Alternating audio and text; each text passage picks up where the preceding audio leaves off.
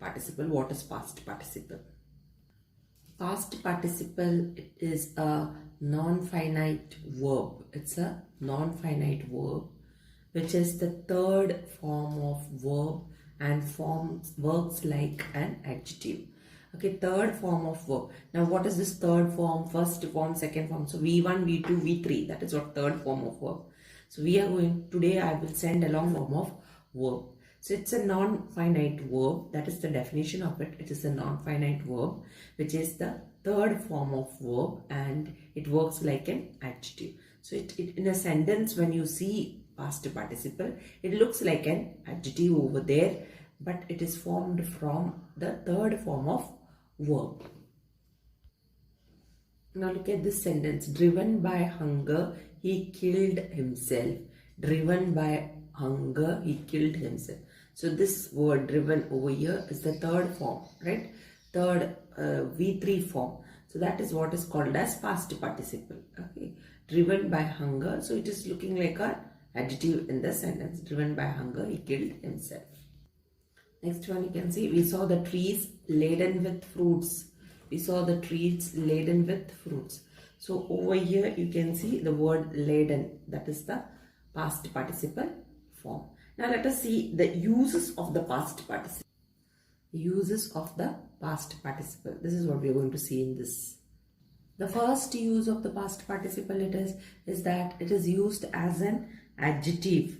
Past participle is used as an adjective placed before the noun. Normally adjectives are always placed before the noun, isn't it? Then only we call it the adjective, isn't it? It describes a noun. Adjective means. So here it is placed before a noun. It qualifies. Okay, so that is what the first use of the past participle. So over here you can see a burned child dreads the fire. A burned child. This is the adjective, burned child. So this is the past participle. So it is used as an adjective in this sentence describing this particular noun, child. So a burned child dreads the fire. He was wearing a torn shirt.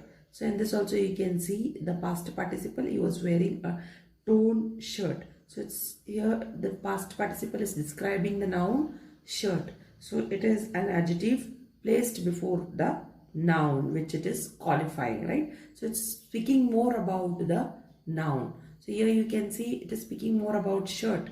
Here it is speaking more about the child.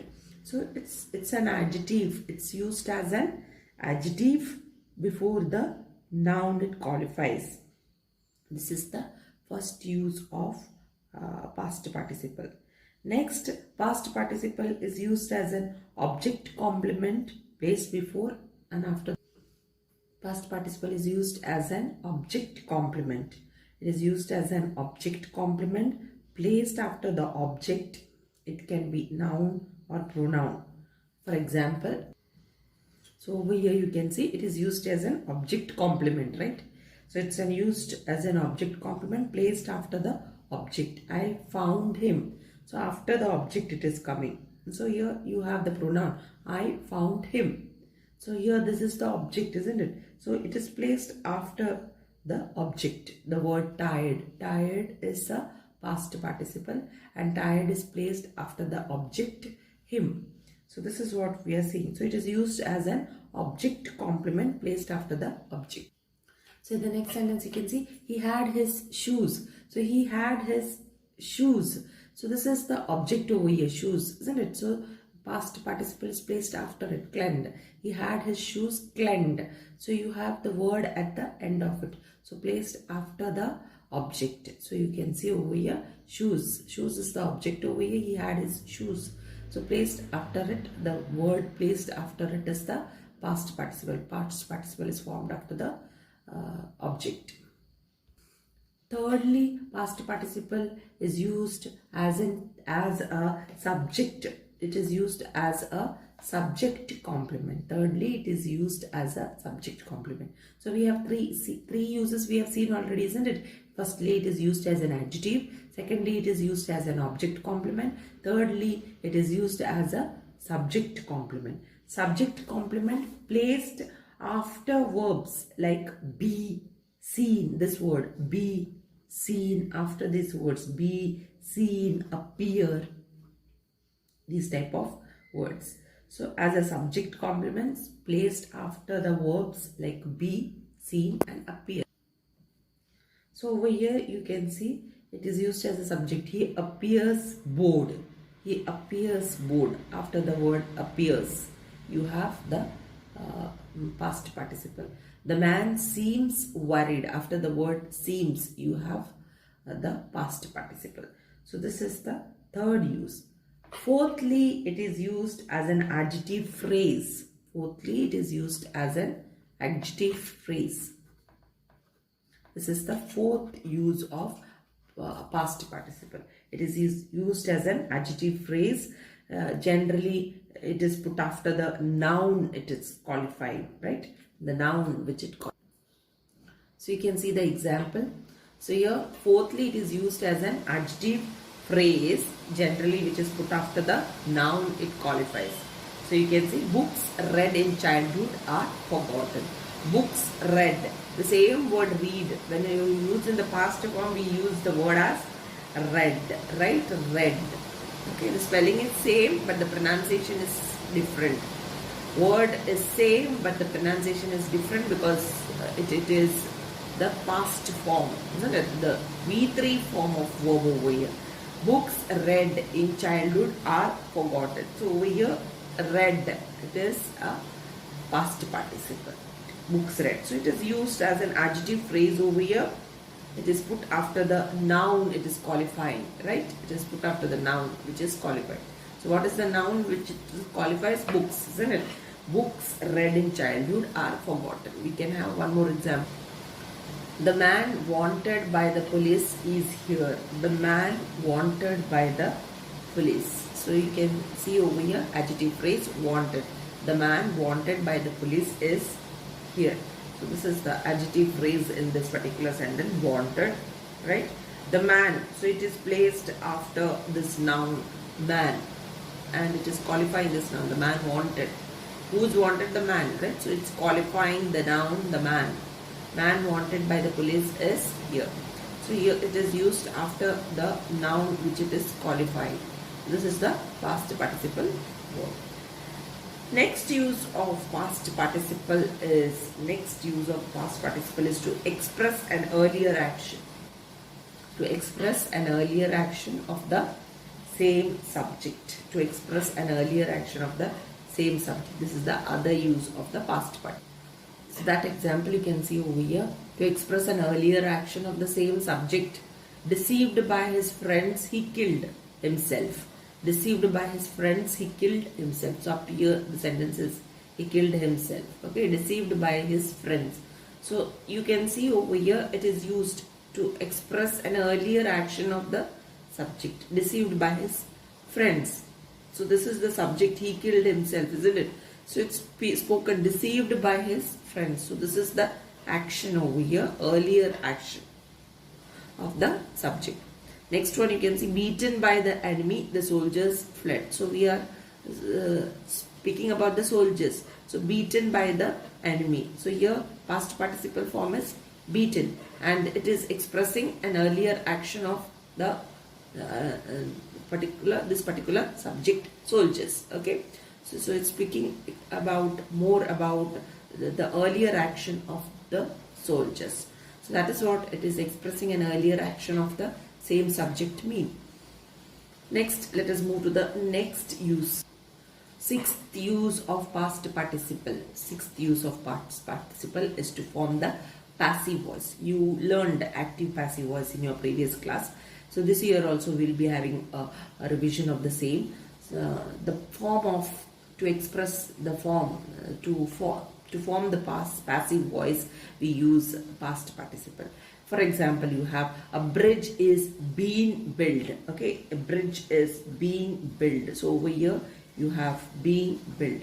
So over here you have the be, isn't it? Be form. Okay, be plus past participle. That is what we are having over here. This is the form of be plus the past participle. So that is past participle. So this is what it gives, the passive voice. So here, this is how you are getting the passive voice. So you have the be plus the past participle form. This is what you have as the passive voice. Passive voice. Now you understood to form the passive voice. So that is the sixth use of past participle. Then the last use of past participle, which is the most important use of the past participle, is to form the perfect tense. To form the perfect tense, which we already know. Perfect tense, we have learned this past participle in perfect tense, isn't it? Past perfect tense or the present perfect tense. We always have seen the past participle. So to form perfect tense, we use past participle. For example, you can have a sentence like this. They have already forgotten. They have already forgotten their promises. I hope you might have understood what type of a sentence it is. What sentence it is? It is the present perfect tense. They have already forgotten. So you can see over here the usage of forgotten. So the word past participle is forgotten over here. They have already forgotten. So this is present perfect tense. Similarly, in past perfect also we use with had past participle, or in the future perfect also we use past participle. So this past participle is often used to form perfect tense, whether it is present perfect tense, past perfect tense, or the future perfect tense. So this is the most important use of past participle. So we often see past participle in this usage and in this tense form. So in order to have a better idea of this, I have given you V1, V2, V3 form of verb, which you have to learn thoroughly. Then only you can go ahead without any confusion of these verbs. Okay, let us move to common errors of the usage of past participle. See over here, swinging from a branch, my sister saw a little monkey. So what this sentence is speaking, swinging from a branch. Who is swinging? My sister is swinging. That is what it is saying over here. Swinging from a branch, my sister saw a little monkey. So this sentence means that my sister is swinging from a branch and she saw a little monkey. This is what it means. But actually it is not like that. We know that. Next sentence you can see, blown down by the wind, the two boys noticed a big tree. Now who's blown down by the wind? The two boys. So you can see the usage of comma after these phrases. You can see this is implying that my sister was swinging, or the two boys were blown down by the wind. This is what it is showing, but the actual form of it is shown over here. These two examples illustrates a very common error in the use of participle phrase, present as well as the past. Since these phrases are used as adjectives, they qualify the following nouns. Therefore, the first means that my sister was swinging from a branch, which is unlikely, and the second means that the two boys had been blown down by wind. It's not possible, isn't it? So this is impossible things what has been spoken. So it's the other way around. What it is, we'll understand. So they are easily corrected by changing the word order. So just changing the word order, we can correct it. My sister saw a little monkey swinging from a branch. Now it is clear to you who was swinging from a branch. Monkey was swinging from a branch. So who saw it? My sister. The two boys noticed a big tree blown down by the wind. So the boys didn't fall down, the trees fell down, isn't it? So the two boys noticed a big tree which had fallen down. So similar useful words and phrases you have either. So comparing two sentences with the usage of either. I like pears and I like plums too. I don't like pears and I don't like plums either. So you are replacing the two with either. So that is what you have to do throughout in the same way as TOO2 in affirmative. So to is used in affirmative and either is used in negative. So when you are changing it, you are using a negative form. So if you are I like, you are saying no, I like pears and plums. So you are changing it to I don't like pears or plums. So that is the usage.